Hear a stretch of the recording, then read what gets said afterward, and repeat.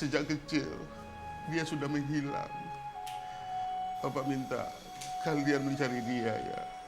Iya Pak, nanti Sinta dan Kak Soraya akan bantu cari Nala dan bawa Nala untuk ketemu Bapak. Terima kasih sayang.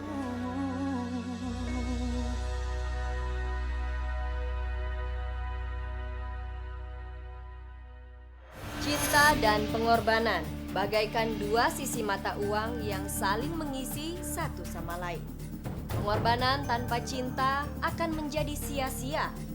Cinta tanpa pengorbanan akan terasa hambar. Begitu juga cinta anak terhadap orang tua. Pengorbanan menjadi tolak ukurnya. Hingga pengorbanan itu mendapat ujian di saat kondisi orang tua sudah tidak berdaya. Mampukah seorang anak berkorban demi orang tua tatkala dihadapkan pada kenyataan pahit yang datang bertubi-tubi?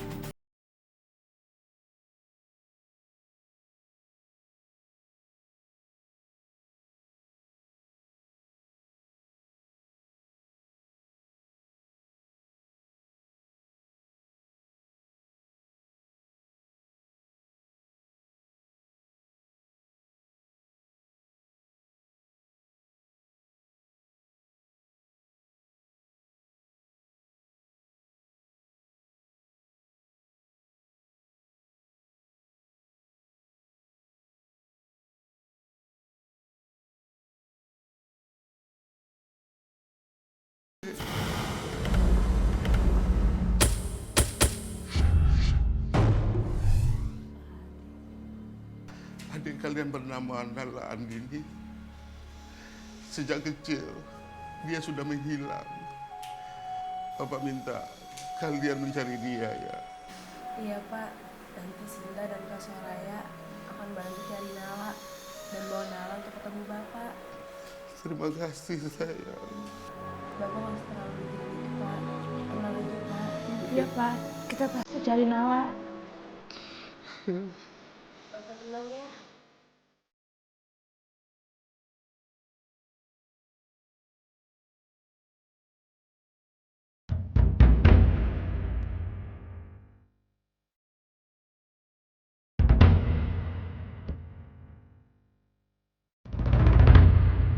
Kenapa yang nggak pernah bilang sama aku dan Sinta kalau kita punya adik lagi?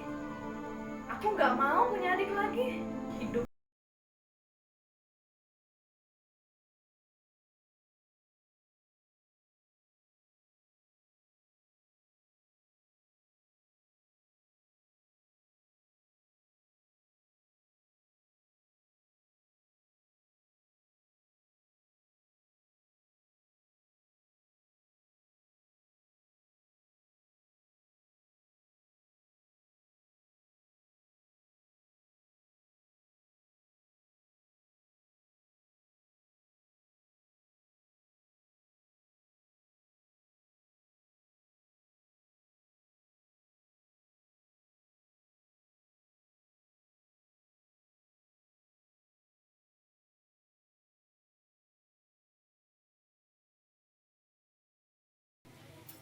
Sinta kemana? Sinta pergi jalan, Mbak. Iya. Dagangan lu hari ini gimana? Lumayan, Mbak. Tapi ya gimana, gue juga mesti ngidupin adik gue. Mana bapak lagi sakit, dirawat di klinik. Seharusnya sih dirawat di rumah sakit. Tapi ya lo tau lah, keadaan gue kayak gimana. Iya sih. Assalamualaikum. Mbak. Gimana, Dek? Ketemu nggak, Nala? Aku capek nih Kak. Gak ketemu juga, udah berapa hari nih nyari-nyari dia. Gue gak tau harus kemana lagi nyari dia. Dari mana lo? Nggak tahu nih si kakak, gue disuruh nyari si Nala. Ya harus nyari Nala. Oh, jadi lu berdua kenal Nala? Lo juga kenal Nala, Mbak? Ya, kenal sih.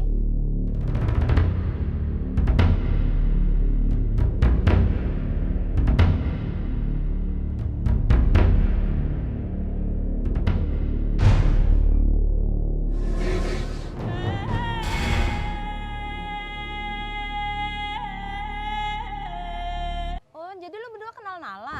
Lo juga kenal Nala, Mbak? Ya, kenal sih. Hah? Lo juga tahu soal Nala? Gue Gue sih sebenarnya waktu itu mau cerita siapa Nala, cuma gue nggak enak.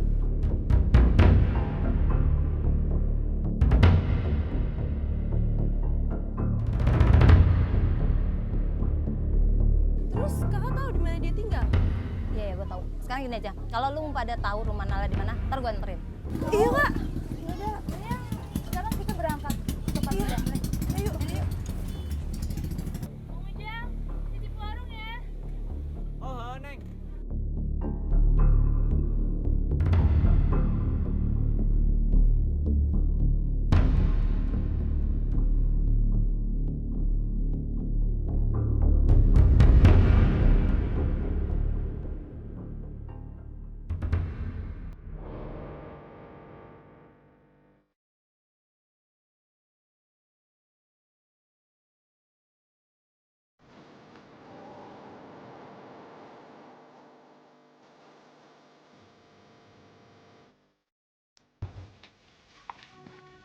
Yang mana Mbak rumahnya?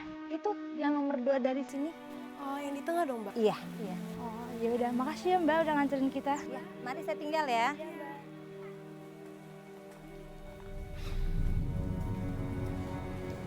Permisi, Bu. Iya, Apa benar ini kontrakan Nala?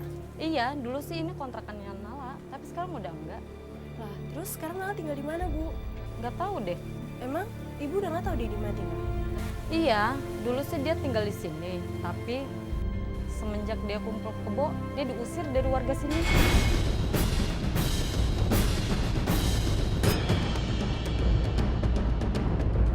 Astagfirullahaladzim. Kumpul dari mana maksudnya Bu? Iya, tinggal di sini, tapi dia kumpul kebo, jadi diusir sama warga sini. Jadi sekarang Ibu udah nggak tahu dia tinggal di mana? Nggak tahu tuh. Benar dong ya? Ya udah, yuk. Ya udah deh, Bu.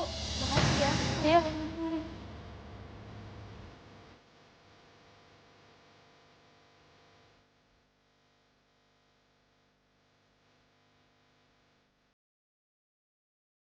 Aku kaget dengar cerita tentang Nala dari diriku. Aku jadi makin penasaran, siapa sih Nala? Dan siapa ibunya Nala? Bahkan aku sempat berpikir kalau Nala dan ibunya itu bukan orang yang baik.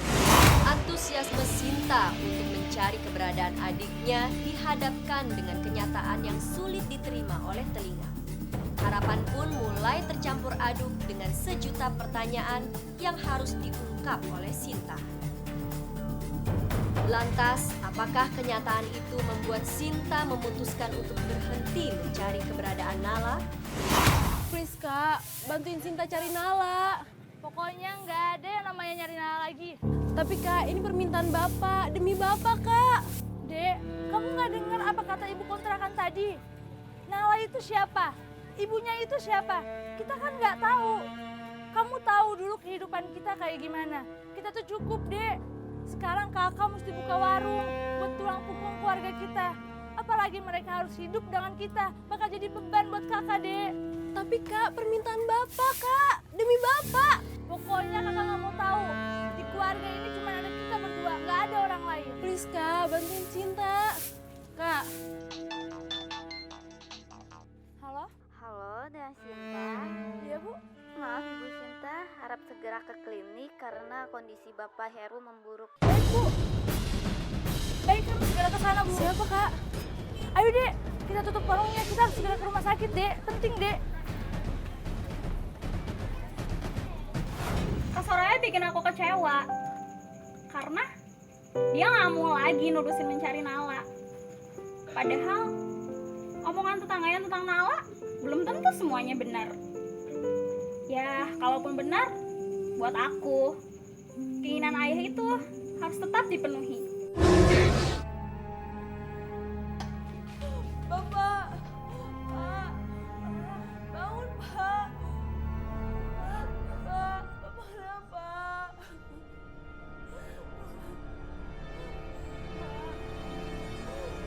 Pak.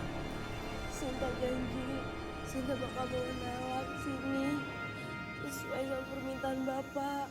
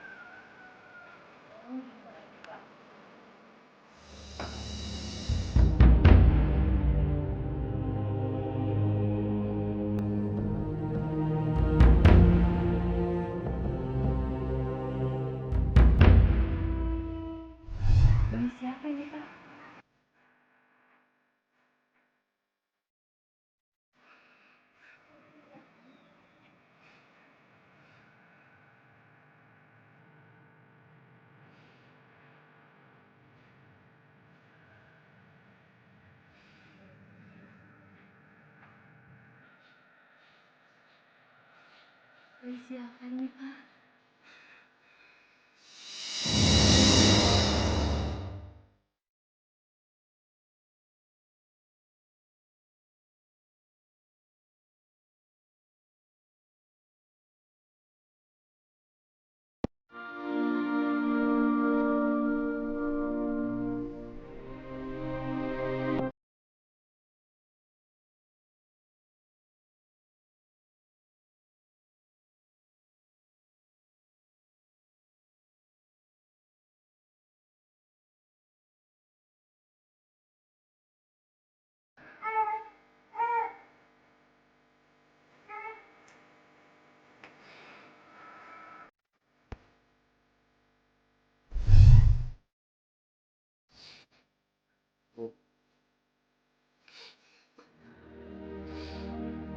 Maafkan Bapak, Bu.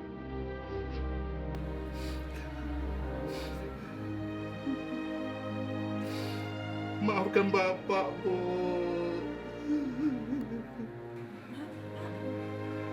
Bapak udah selingkuh, Bu.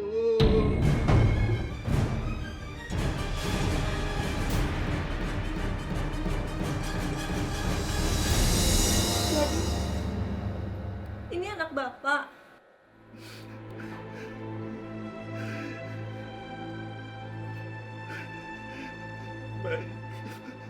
Bayi ini anak Bapak, Bu.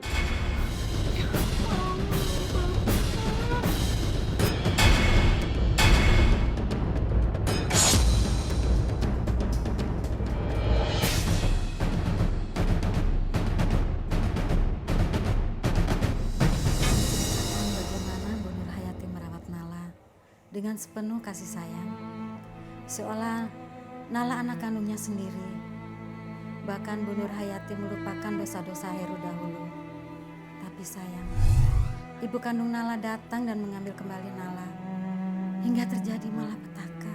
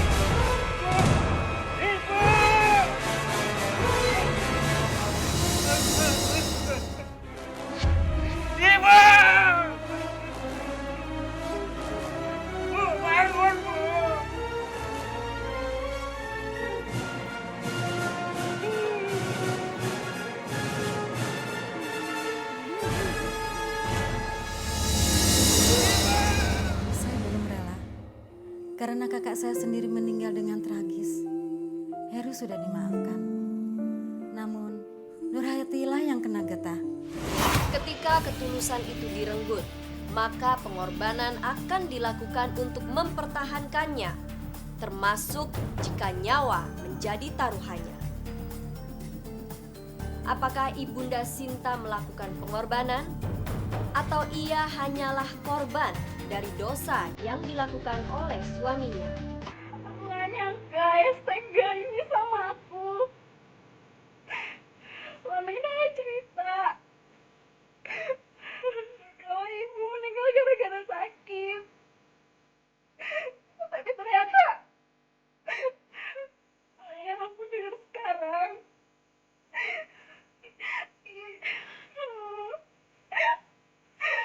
ibu meninggal karena kecelakaan.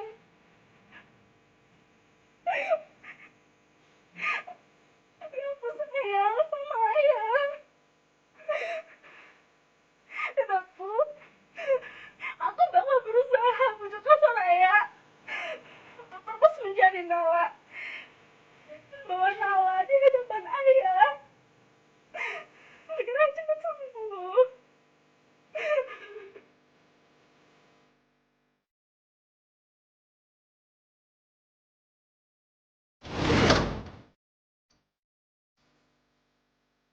Lo tuh harus dengerin kata-kata gue, Dek. Gak bisa, Kak. Gue harus tetap cari Nala, Kak. Gak bisa, Dek. Gue yakin Nala sama ibunya itu bukan orang yang baik. Nanti malah jadi beban buat gue. Enggak, gue harus tetap cari Nala karena ini permintaan dari Bapak, Kak.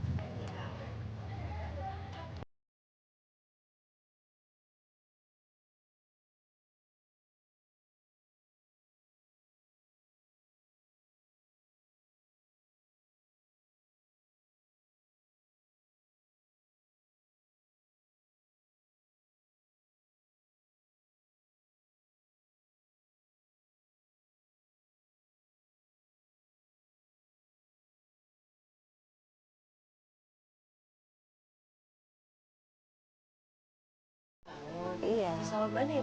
Setahu saya di salon depan sana ujung jalan. Oh. Mbak, hati-hati loh, Mbak. Nah, itu banyak masalah.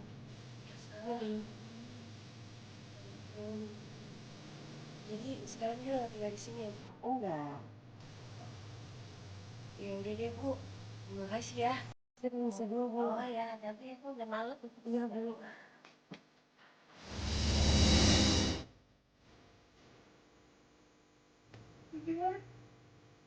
Aku bingung antara harus terus mencari Nala atau berhenti di sini. Karena setiap kali aku mencari Nala, omongan tentang Nala itu semua negatif. Aku nggak tahu itu benar atau enggak.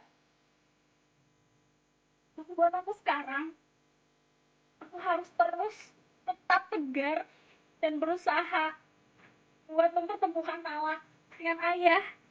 Karena aku tahu itu adalah keinginan terbesar ayah. Sepadankah permintaan ayah Sinta dengan semua dosa dan rahasia yang disimpannya dan membiarkan anak istrinya terus berkorban demi dirinya? Situ ya.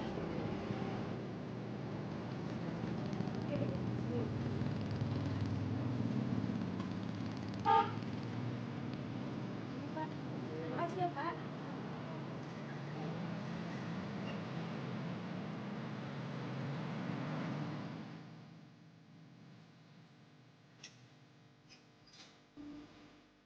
Ada yang dicari, deh? Ada, Pak. Di sini ada yang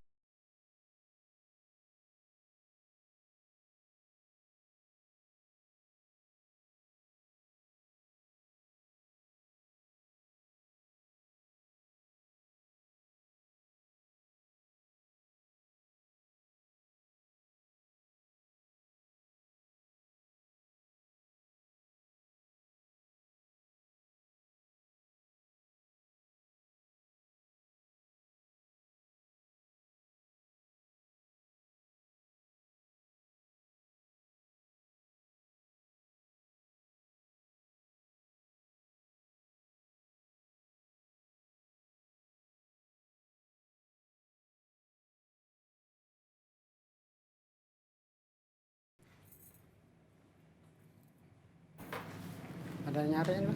siapa? Katanya kakak lo. Kakak dari mana? Temuin sana dah.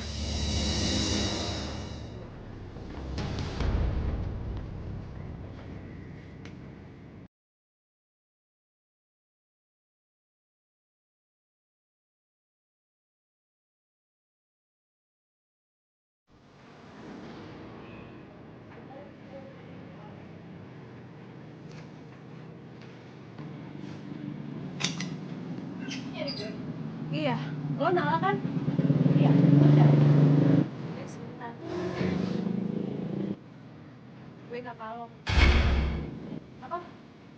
Kakak gue? Iya, kakak lo. Selama ini gue aja gak punya bapak, apalagi kakak.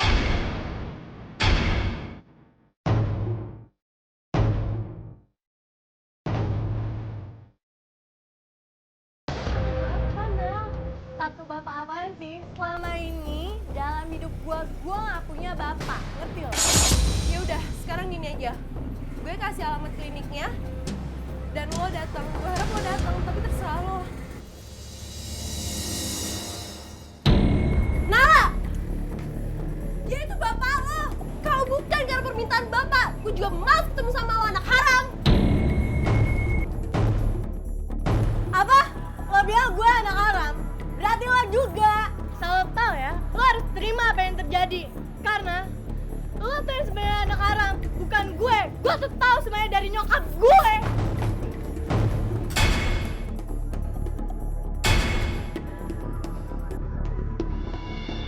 Nala!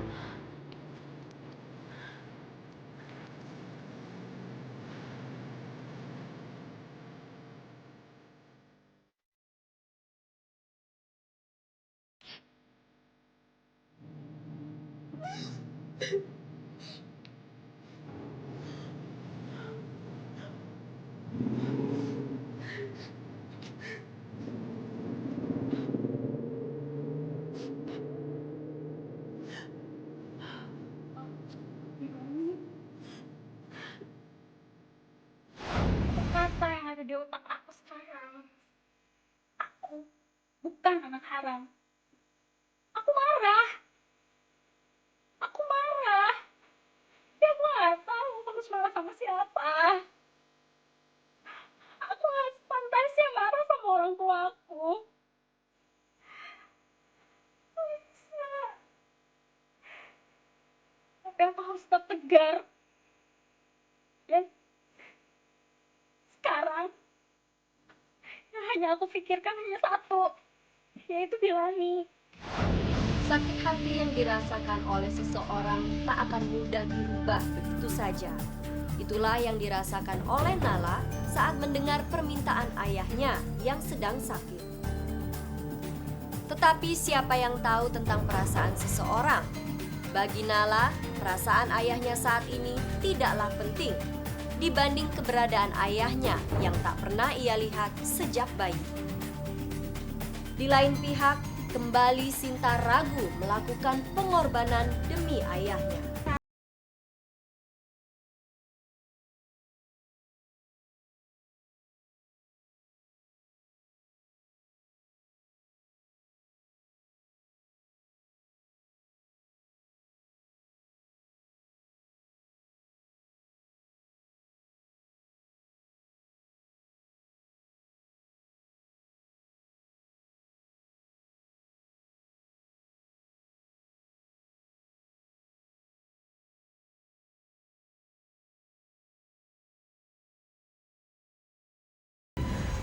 Bi, apa benar aku anak haram?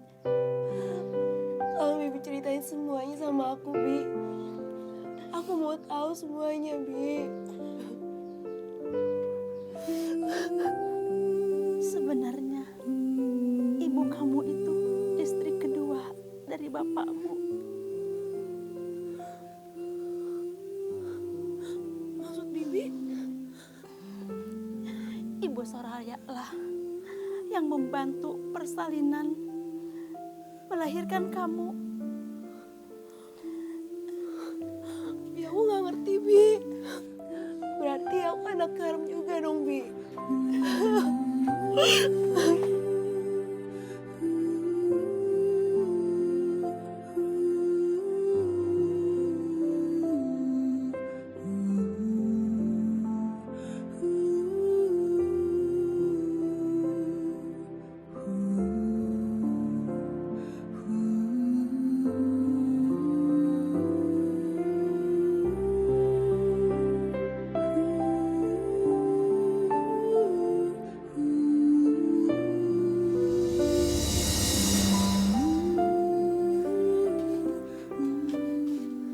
Berarti lo sama aja Sinta kayak Nala. Lo sama-sama anak haram. Kamu gak boleh ngomong seperti itu.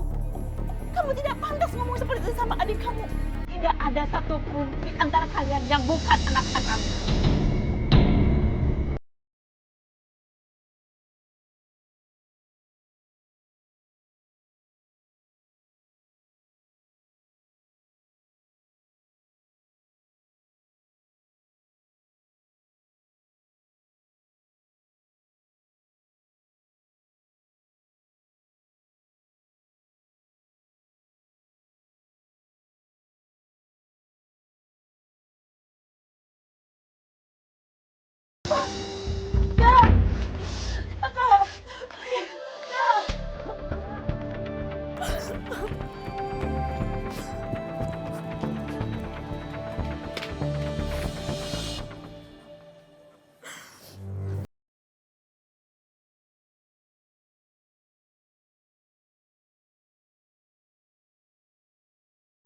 Aku nggak bisa sendiri nyari Nala, Kak.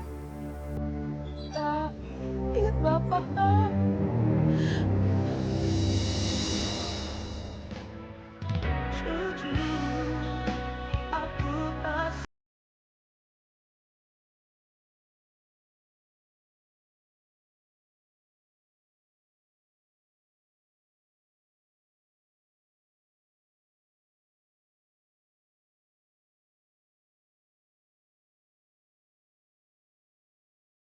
Maafin gue deh. Sampai kapanpun lo kepada gue. Kok gak bantu aku? Terus jadi Nala.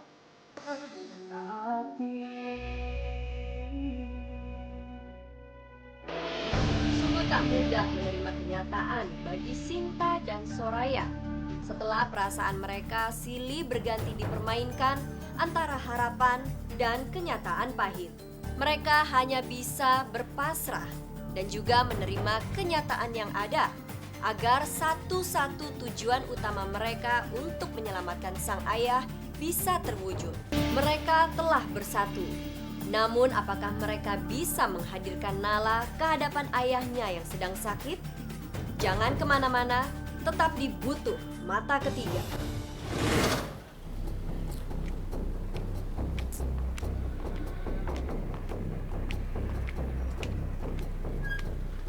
Udahlah, Sinta. Kita nggak usah cari Nala lagi. Kenapa sih, Kak? Ini tuh demi Bapak. Apa sebanding pengorbanan kita mencari Nala dengan semua rahasia yang terbongkar ini? Tapi, Kak, kasihan Bapak. Dia orang tua kita satu-satunya. Pokoknya aku nggak mau ikut cari Nala. Serah kamu. Kak, udah dong jangan nyalain Bapak saat ini, Kak. Anak haram. Aku memang anak haram. Dan aku merasa gak kuat ngejalanin kenyataan ini. Tapi aku pikir ini sepadan antara orang tua aku yang telah membuat aku menjadi anak haram dengan keadaan dia sekarang yang terbaring lemah di rumah sakit.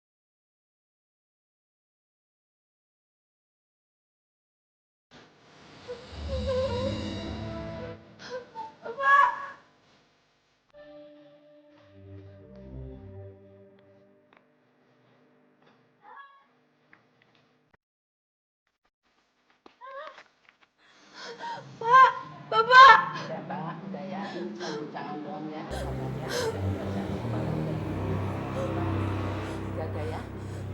Jangan doang. Jahat, Nala. Kenapa kamu lakukan itu sama Bapak? Itu pantas dapetin ganjaran seperti itu karena dia yang salah. Dia nggak salah, Nala. Yang salah tuh ibu kamu udah memisahkan kamu sama Bapak. Tapi tetap aja, aku tuh anak haram. Kalau kamu anak haram, kita bertiga juga anak haram, Nala. Tapi kita masih punya kesempatan buat jadi lebih baik. Ayo, Nala. Kita kasih semuanya ke Bapak.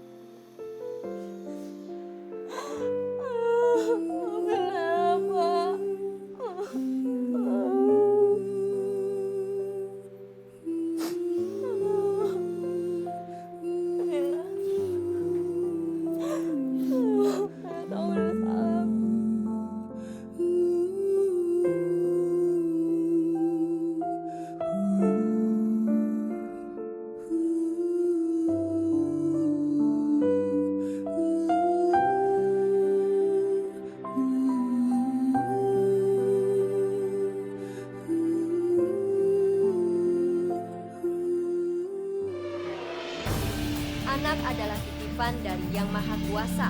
Kita tidak bisa memilih untuk menjadi anak siapa. Pelajaran berharga dari sebuah pengorbanan adalah ketulusan yang tiada batas. Semoga kisah dalam Butuh Mata Ketiga kali ini bisa membuat mata dan pikiran kita menjadi lebih bijaksana dalam bertutur maupun bertindak. Saya Desi Novianti beserta seluruh tim Butuh Mata Ketiga undur diri. Sampai jumpa dalam episode mendatang. Saksikan terus acara ini karena Butuh Mata Ketiga untuk melihat kebenaran.